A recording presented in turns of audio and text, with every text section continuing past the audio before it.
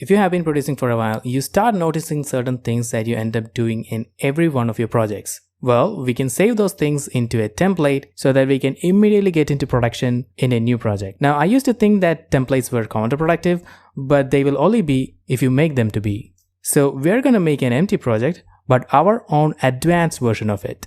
Oh, and these are the settings that will be saved as part of the template, but these will not be. These are global settings and not project specific. First, we're gonna deal with some simple settings, which I'm guaranteed to do as the first thing when I start a new project. And sometimes I even forget them, which does annoy me in the production. My name is ADK, and let's get into this video. This start screen is what we usually see when we open Cakewalk, but if for some reason it's not showing up, you can bring it up by going into File and clicking on the Start Screen option. Now in this start screen, we can go to the New Project section to find all our Cakewalk project templates. You will not see these three in your copy of Cakewalk because I made them for my own specific use cases. But all the other templates came with Cakewalk, so you should have them. And this empty project is the one with the most basic setup. It doesn't have any unnecessary stuff. And we can use this one to build our own template on top of it. So let's open it. Alright, here we're inside an empty project, and the first thing that I want to do is get rid of this help module because I have never used it and it's simply taking up the screen real estate. But before that, let me switch this basic workspace because some features are unavailable in this workspace. Anything other than basic should work, but all these are geared towards something specific, so I'm gonna choose this advanced. Alright, let's click and drag this help module out and close it. Alright. Now I'm going to open up the preferences and then under this project, go to this MIDI section where I'm going to uncheck the 0 controllers option. Now this is what enabling the option does. If you do not use the modulation wheel, pitch wheel or any other MIDI CC, then you probably do not need this option enabled, because keeping this enabled is the reason why some plugins might go silent after a while. Okay, alright. Now to the bottom of the screen, we can see the space where we can dock things like the console, aka the mixer, piano roll, step sequencer and things like that. And we can see that the inspector is to the left of this docking space while the browser is on top of it. Because of this, if we open the console view, the inspector remains as it is while the browser is obstructed by the console. Now if I go full screen, it completely gets hidden away. For my kind of workflow, I want to see the browser where I can find effects plugins to drag it into channel strips. So I'm going to click here and drag this browser and place it in a way that it will be placed to the right of the docking space. So now we can simultaneously see the console, the inspector and the browser all at the same time, which is something I often need in my workflow. Let's move on to the browser section, specifically the media browser. And here we are going to go up all the way to the root directory. From there, I'm gonna go to the directory where I'm keeping all my sample packs, and I'm going to just leave it here because that's what I want to see when I look into my media browser. We can also add this folder directory into this drop-down list by clicking this button. Alright, now I'm gonna click on this tab kind of space where it says media, and in here we can find this loop preview option. I really find it annoying when short duration one-shot samples are looped. So I'm going to turn that off.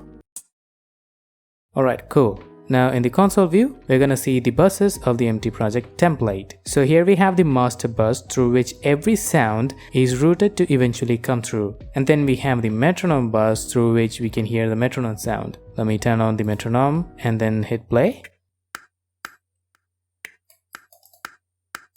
And then we have this preview bus through which the audio of the samples can be previewed.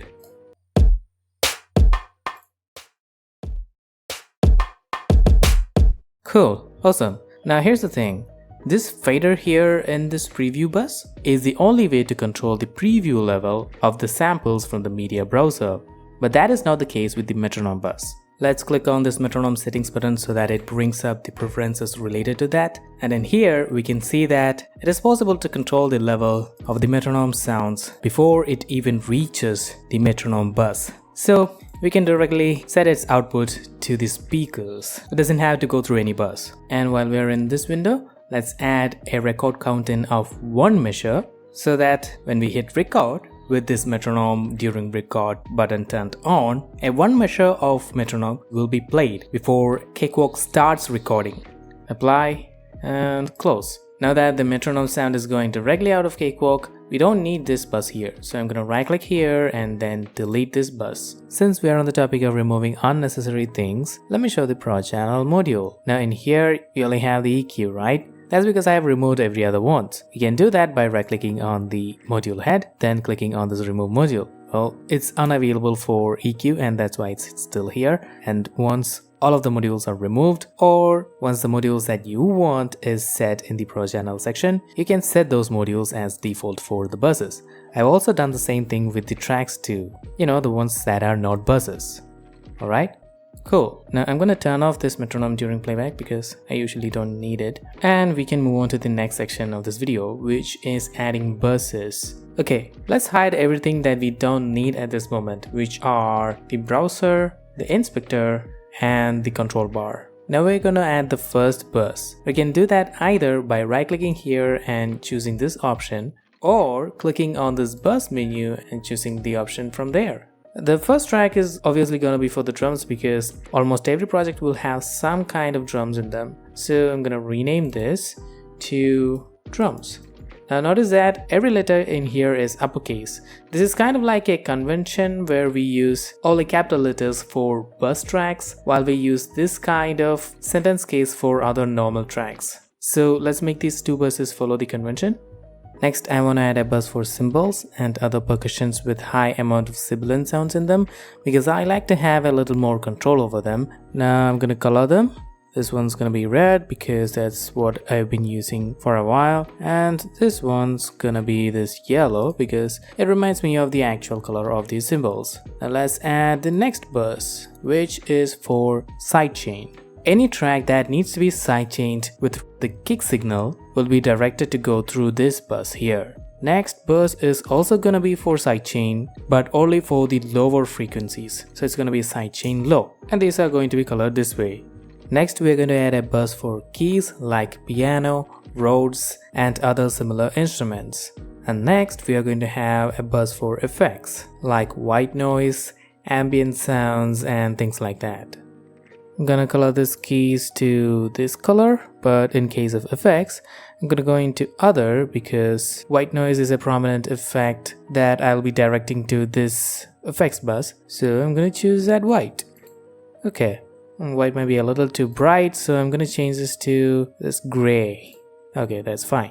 Now I'm gonna add a few more buses which for me are not exactly going to be always needed, but I still want them included in this all-rounder template.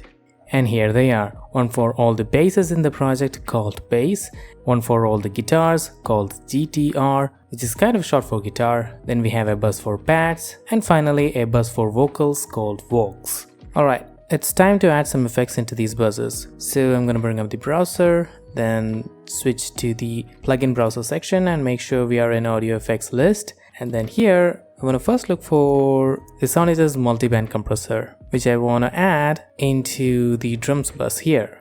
Now I'm going to set all these bands to -20. And in the common section, the ratio is gonna be 2. We don't have to be super accurate because we are gonna tweak this for every single project. Next, I'm gonna look for a compressor. We can use the Sonitus compressor. And it goes to the sidechain bus. And in here, I'm going to set the threshold to around -30. And the attack 5 or something like that. And the ratio, let's pull it down to maybe 5.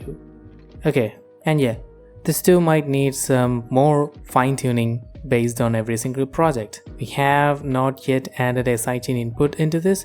We will deal with that when we add tracks to this template. Next, I'm gonna look for TDR Nova, which is an equalizer for the sidechain low bus. So this equalizer can take sidechain inputs, and if we set it right, we can have only the lower frequencies dip when the kick comes in. So I'm going to change this to this kind of slope and then turn on this threshold, decrease it really.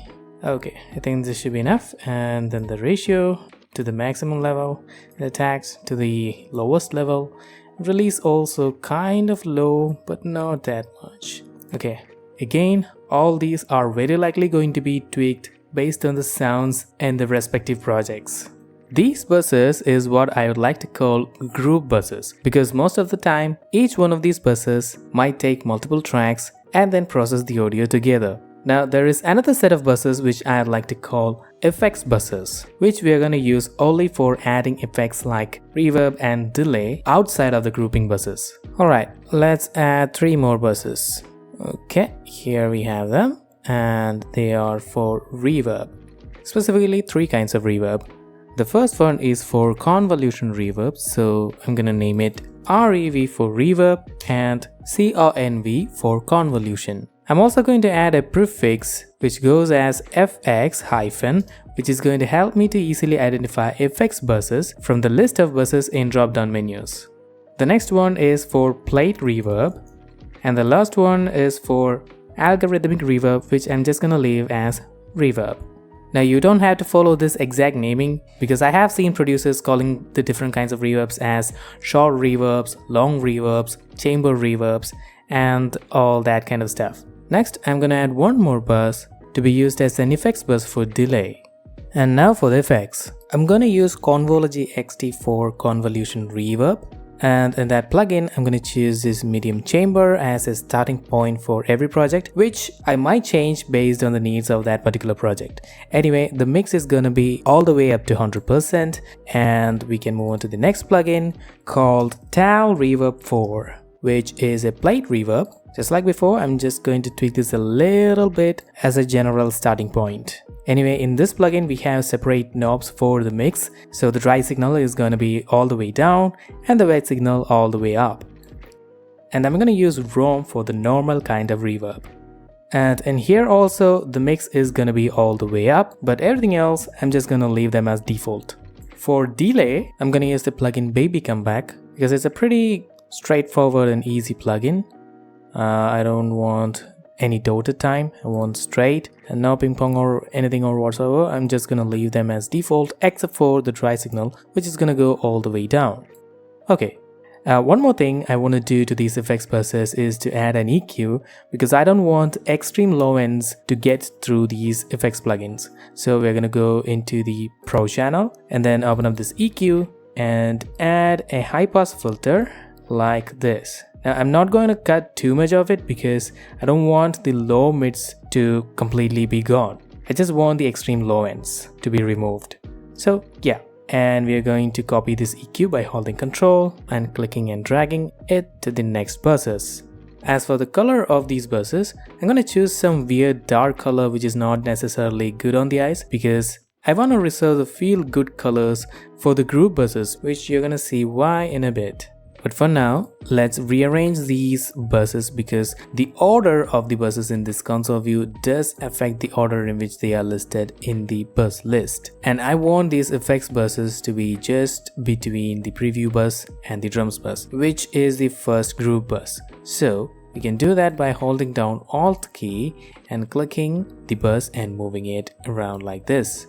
Okay, let's move the other ones. And now if we click this, we can see it's clearly laid out the way I want it. While we are in this list, it's time to talk about routing. So every bus in here has the master bus set as their output. Well, except for the master bus itself. But I want to change the output for some of these buses. The first one being this cymbals bus. Yeah, it's part of the drums, but I separated them into a different bus in order to have more control over them. But it's still part of the drum bus. So it's gonna have its output set to the drums bus. So now the audio through the cymbals bus is fed to the drum bus for processing them together, which will eventually be fed to the master bus. Okay, cool.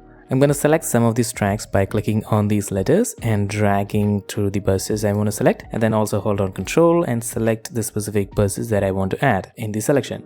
Now in most cases, I do like to have a little bit of sidechain applied on the signals coming through these selected buses. That too, only on the lower frequencies that compete with the kick signal. So I'm going to click on the outputs of one of these buses, then hold down Control and select sidechain low. Now the audio through all these selected buses is going through this sidechain low bus. But we are seeing only sidechain because it's a pretty long name. So let's change that. We're going to change that by changing sidechain into SC-. Cool. Now we can see where these are headed. While at that, we can also change this sidechain to SC. I only use this bus when it's actually only needed in the project. I don't want to apply sidechain on every single project. But now let's rearrange a little bit more. This is gonna be here and this one's gonna be here. So now if we go to the drop down, we can see effects buses, sidechain buses, and then group buses. There is one more thing I'm going to take care while in this console view, which is adding a utility plugin on this master bus. Alright, then let's get into the browser and I'm going to look for MV Meter. So this is a view meter plugin which has been helping me in keeping track of the loudness of various elements in my mixes. And yes, I use it from the production stage onwards. Now since I try to keep this needle just below 0, it tends to be really quiet. So to compensate for that, I'm gonna use Loud Max, which is a limiter plugin, and then change the threshold to something like -6. Now there is one thing, if we try to hit our level to be below 0, we will not be limiting anything. This limiter is just gonna work to increase the volume. Alright? And finally, since the only purpose of this bus is to control the level of the preview, I'm gonna make it small by right-clicking here and selecting narrow strip. Just so you know, you can also set its output to go straight to the speakers. But for me, I'm just gonna keep it on master. I think that's it for the console view. Now let's get into the clips pane, aka the timeline of Cakewalk, or the place where we spend most of our time producing music. Just so you know, the control bar is still here, just hidden away. Let's keep it that way. And the first thing I want to add here are some sampler plugins for the drums, because most of our projects will have drums. So I'm going to go into the browser, into the instrument section, and look for complete control. You can use any sampler. I'm just used to this one. And in here we are going to make sure we are in simple instruments, and yeah, everything looks fine. Okay, so here we have our complete control, and yeah, this can be used as a sampler plugin. So the first thing I want to do is click here and go to view, browser. I don't want to see that. View, plugin chain. I don't want to see that either, because in this particular case I'm using it only as a sampler, into which we can load drum samples like these. I'm not going to load it now, I'm just going to leave them blank, and we'll load samples in their own projects. Okay, now I'm gonna go open up the inspector and then select our track in the clips pane, which is going to show up here, and then we're gonna click on the output and then set it to the drums bus. As you can see, the color changed to what we have set on the drums bus here, because we can set the track colors to inherit the color of the bus they are output to. And that's why I chose to use colors that are easier on the eyes for these group buses. And as you can see, this strip here is a bit too narrow. That's because just a moment ago we set this preview bus to be narrow. So let's undo that now, otherwise all the tracks we make will be narrow. Alright, back to the clips pane. I'm gonna right click on this track and then select duplicate track, and then choose the repetitions to be 2 and click OK. The first one is gonna be for kick, second one is for snare, and the last one is kind of like a placeholder for samples. Now if you notice here, these words are following sentence cases, well, except for the sampler, because it is a placeholder which is gonna get renamed in their respective projects. So if we compare the track strips and bus strips, we can easily differentiate them just by these names. These are all capitals and this one's in sentence case. And also there is this change of color between the faders, if you didn't know that. Alright, now I'm gonna select this last one and then right click, hit duplicate track again, and then the repetitions to be 2.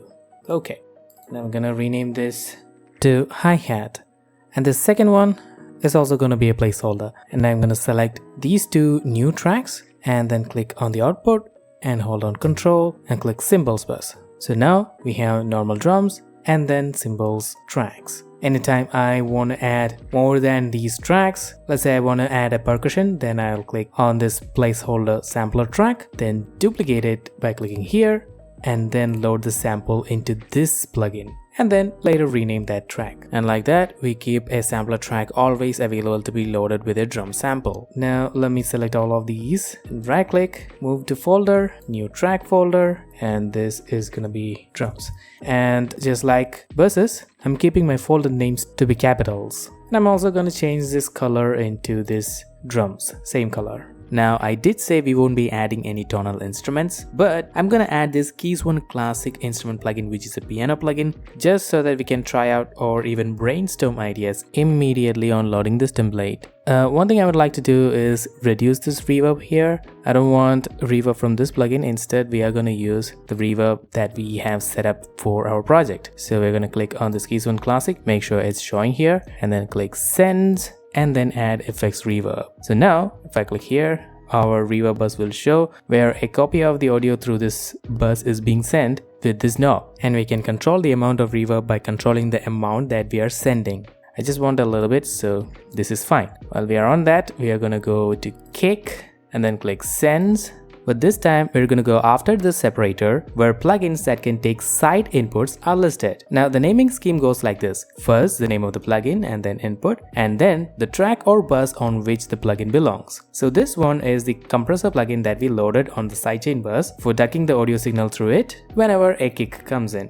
So let's add the input signal now. And we also need one more signal to go into Nova to sidechain the lower frequencies. Now I want a little bit of reverb on my hi-hat tracks, and since all of them are going to be fed to the cymbals group bus, we can add the reverb sent from that one single bus. I'll do that while in the console view so that you can also see how to do it from the console view. So here is the cymbals bus, and we are going to click on Sends and then select reverb plate, but just a little bit.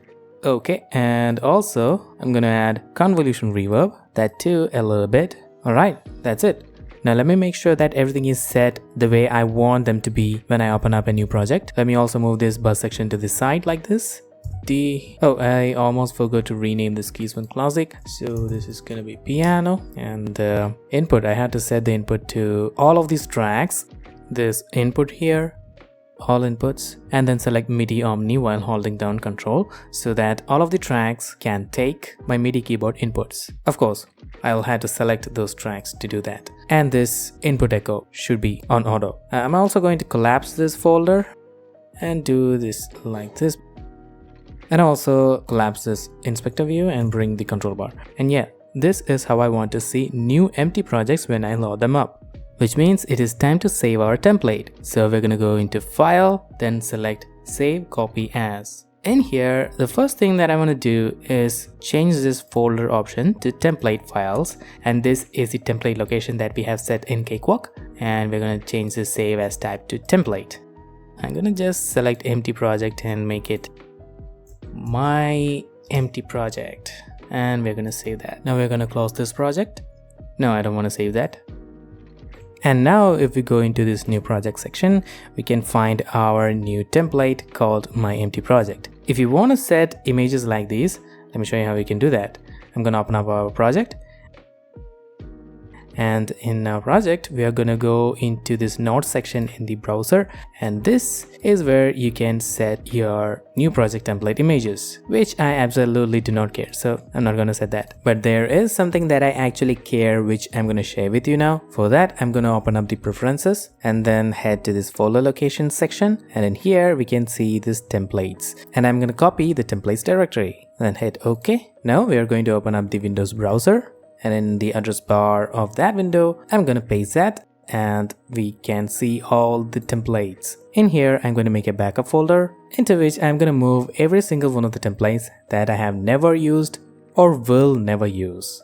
And now, if we go to the start screen and look up the list of templates, it's much cleaner and we only see the ones that we actually need. And also, we can star the templates which we wanna see as the first one. And that is it. I hope you found this video useful, and I'll catch you in the next one.